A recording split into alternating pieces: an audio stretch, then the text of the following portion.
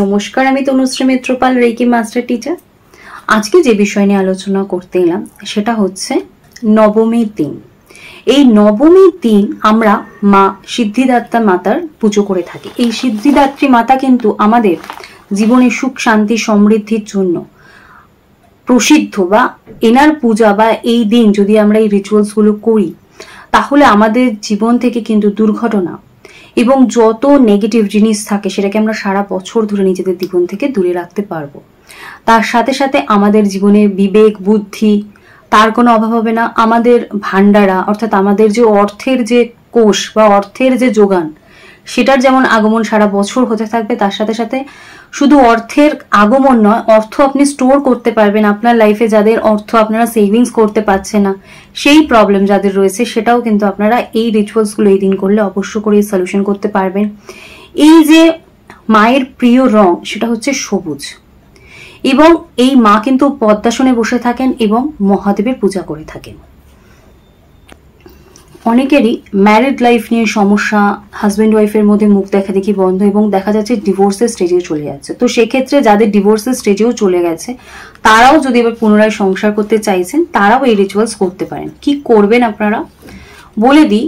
এই দিনকে, নবমীর দিনকে আপনারা একটা লাল মেহেন্দির কোণ নেবেন, একটা লাল টিপ নেবেন, লাল ওড়না নেবেন, লাল চুড়ি নেবেন, আর তার সাথে সাথে সিঁদুর নেবেন এবং ঘিয়ের প্রদীপ নেবেন। এই সমস্ত কিছু আপনারা পূজার সময় মাকে অর্পণ করবেন। এবং যখন আপনারা এই জিনিসটা করছেন তখন আপনি অ্যাফার্মেশন দিচ্ছেন যে আপনার ম্যারিড লাইফের যে প্রবলেমটা আপনি পুরোটা শেয়ার করবেন, করে বলবেন আপনার সমস্ত প্রবলেম, আপনি মানে অ্যাফার্মেশন দিচ্ছেন যে আপনার লাইফের সমস্ত প্রবলেম চলে যাচ্ছে এবং আপনি আপনার হাজবেন্ড বা আপনার ওয়াইফ তার সাথে আপনি সুখে শান্তিতে সংসার করতে পারছেন। এই জিনিসটা করছেন।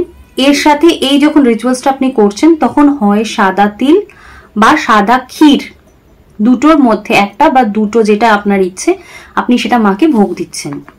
এবার এই রিচুয়ালসটা যখন আপনি করছেন আপনি মাথায় রাখবেন এটা আপনি করলে আপনার ম্যারিড লাইফের যে কোনো সমস্যা, হাজব্যান্ড ওয়াইফের মধ্যেকার যে কোনো সমস্যা কিন্তু এই রিচুয়ালসটা যদি আপনি করেন নবমীর দিন রাত্রিবেলা তাহলে কিন্তু আপনার কেটে যাবে। আরেকটা রিচুয়ালস বলবো, সেটাও আপনারা ম্যারিড লাইফের প্রবলেমের জন্য করতে পারেন। সেটা হচ্ছে 9টা আটার প্রদীপ আপনারা বানাবেন। এবার এই প্রদীপটা যখন বানাচ্ছেন তখন প্রদীপের মাঝখানটা, প্রদীপের যে কোলটা, সেখানে আপনি একটা কাগজ দিয়ে আপনার যে মনের ইচ্ছাটা সেটা আপনি লিখছেন, লিখে সেই প্রদীপের বুকের মধ্যে দিচ্ছেন।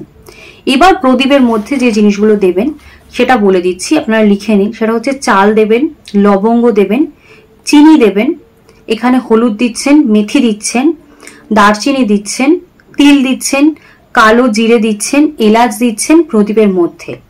এরপর প্রদীপের মধ্যে ঘি দিচ্ছেন এবং প্রদীপটা জ্বালাচ্ছেন একটা প্লেটের মধ্যে। প্রদীপটা যখন জ্বলে নিভে যাচ্ছে তারপর ওই আটাটা আপনি রুটি করছেন, রুটি করে আপনি আটাটা দিয়ে গরুকে খাওয়াচ্ছেন। এবার এই যে আটাটা দিয়ে আপনি গরুকে রুটিটা খাওয়াচ্ছেন, যতটা আটা আপনার লাগলো বাকি যে আটাটা সেটা আপনি মাটিতে পুঁতে দিতে পারেন। যদি আপনার বাড়িতে টব থাকে সেখানেও আপনি পুঁতে দিতে পারেন। এতে কি হচ্ছে, আপনি ডিরেক্টলি আপনার ম্যারিড লাইফে যে প্রবলেম রয়েছে এই রিচুয়ালস এর মাধ্যমে আপনি সলিউশন করতে পারছেন। তার সাথে সাথেও আপনি মা সিদ্ধিদাত্রীর আশীর্বাদ পাচ্ছেন এবং জীবনের মানে শুধু ভালোবাসা বা শুধু সমৃদ্ধি নয়, জীবনের সব কিছু পাচ্ছেন। জীবনে যত দুর্ভোগ, যত নেগেটিভ জিনিস আছে সবকিছু আপনার জীবন থেকে আপনি দূরে রাখতে পারছেন নবমীর এই রিচুয়ালস গুলো করলে। এক্ষেত্রে বলে রাখি, গ্রিন কালারের বস্ত্র আপনি পরতে পারেন, কারণ দেবী গ্রিন কালার পছন্দ করেন। তার সাথে সাথে আপনি আপনার মানে পজিটিভ অ্যাক্টিভিটিস রাখবেন, কারণ আমরা যদি পজিটিভ থাকি, আমরা যদি পজিটিভ কাজ সবসময় করি তো আমরা কিন্তু পজিটিভ রিফ্লেকশন পাবো। আপনি যদি নেগেটিভ মাইন্ডে থাকেন, নেগেটিভ অ্যাক্টিভিটিস করেন, তো তাহলে কিন্তু অবশ্য করেই আপনি নেগেটিভ অ্যাক্টিভিটিস এর জন্য নেগেটিভ রেজাল্টই পাবেন। আর তার সাথে সাথে আমি একটাই কথা বলি আপনাদের প্রত্যেক দিন, সেটা হচ্ছে আমাদেরকে কর্ম করতে হবে। ভাগ্য কিন্তু কর্মের সাথে যুক্ত। তাই আমার ভাগ্য খারাপ সেটা বলে বসে না থেকে আপনাকে কর্ম করতে হবে, আপনাকে অ্যাক্টিভ থাকতে হবে। আপনি যত কর্ম করবেন, যত অ্যাক্টিভ থাকবেন, আপনি দেখবেন আপনার ভাগ্যকে আপনি কিভাবে পজিটিভ দিকে নিয়ে যেতে পারছেন। তাই এটা কিন্তু মাথায় রাখতে হবে। যারা রেকি জানেন তারা যতই ঠাকুর দেখার ব্যস্ততা থাক, যতই সাজা গোজা খাওয়া দাওয়া আত্মীয় স্বজনের বাড়ি যাওয়ার ব্যস্ততা থাক, রেকি প্র্যাকটিস কিন্তু বন্ধ করলে চলবে না। রেকি প্র্যাকটিস কিন্তু আপনাকে চালিয়ে যেতে হবে, কারণ এই যে পজিটিভ এনার্জি যেটা আপনারা যারা রেকি প্র্যাকটিস করছেন তারা সিদ্ধিদাত্রী মায়ের এনার্জি সেদিনকে রেকির মাধ্যমেও কিন্তু রিসিভ করতে পারছেন। তার সাথে সাথে বলবো নিজেকে পজিটিভ রাখার জন্য, সমস্ত কিছু নেগেটিভিটিকে রিলিজ করার জন্য আপনারা অবশ্যই করে এই রিচুয়ালস গুলো করতে পারেন।